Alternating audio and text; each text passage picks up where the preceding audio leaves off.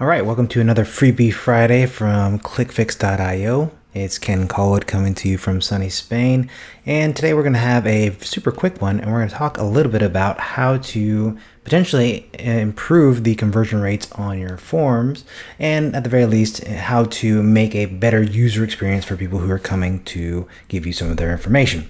So for this example, what we're going to do is we're going to be using the if field shortcode, and we're going to do the most basic use case, and we're going to set it up so that if somebody selects a country that has one of the supported state lists, so Australia, Canada, or South Africa, or the US, it is going to show that state list, right? So UK, for example, would not have that. So let's see, if I click on Australia, you can see that it shows me then the state column. Now, if I really wanted to, we could set up different instances probably and make this so it only shows the Australian states from that point on. But we're keeping it simple on this demo. So if I click on Canada, you can see that the state field stays there. Same with South Africa, same with the US. But if I select the UK, for example, that state field is back to being hidden. Now, the reason that this is important to understand, and this is potentially something that you can apply to your own forms, is because we know that the fewer the number of form fields that are being shown, the more likely it is that somebody will go ahead and fill out that form.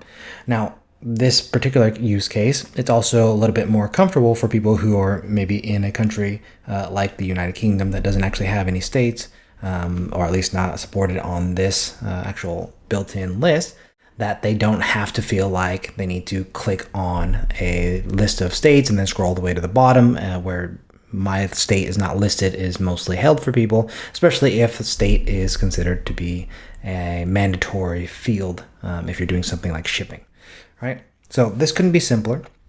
If we jump into the editor here, you'll see that this is just set up as a normal field, as a normal form, sorry. And we have the state sitting here. Now, I did modify some things for demo purposes. I don't know, maybe some people don't know this trick, but you do have the option to go ahead and click on hide all and then select just the ones that you want to be eligible or available on that drop-down list. So I kept it very short because, you know, I don't know where Ireland is, but there are probably very few people selling to that place. So, you know, the fewer choices people have to scroll through, probably the better. And if you are only selling to, you know, the top 5 English-speaking countries, or only Germany, or only Norway, or only wherever, it is probably better user experience to go ahead and allow that person to have the shortest list possible. And of course, if you're only selling to one country, then you may as well just fill it out for them by clicking on this side, which is the default selection, and then hiding everything else, and then it's already there. Or you can just hide the field entirely, of course.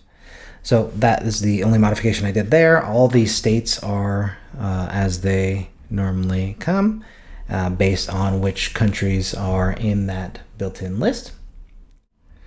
And after that, the only thing we had to do is go ahead and drop in the shortcodes. So shortcodes are here under custom code.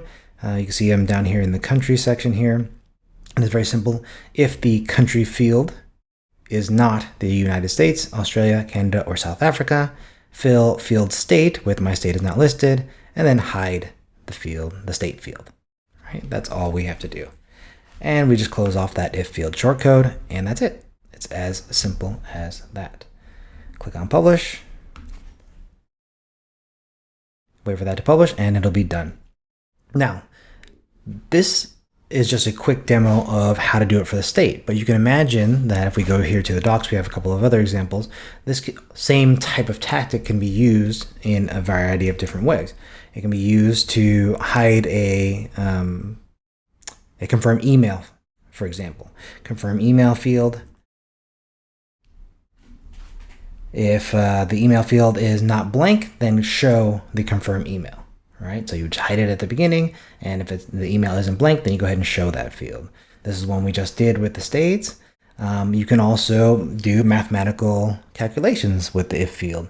If the field, you know, if this custom field 1631 is greater than or equal to 3, and 1631 is less than or equal to 5, then show this text. For example, if you wanted to put it on the front end, or you could do execute any other type of shortcode as well.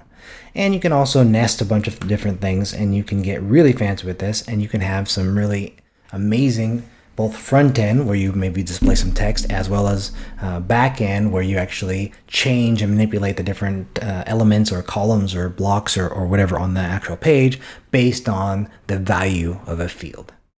So that was short and simple. Hope it makes total sense. If not, please drop me a comment with your question below this video or this post, or feel free to reach out to us directly.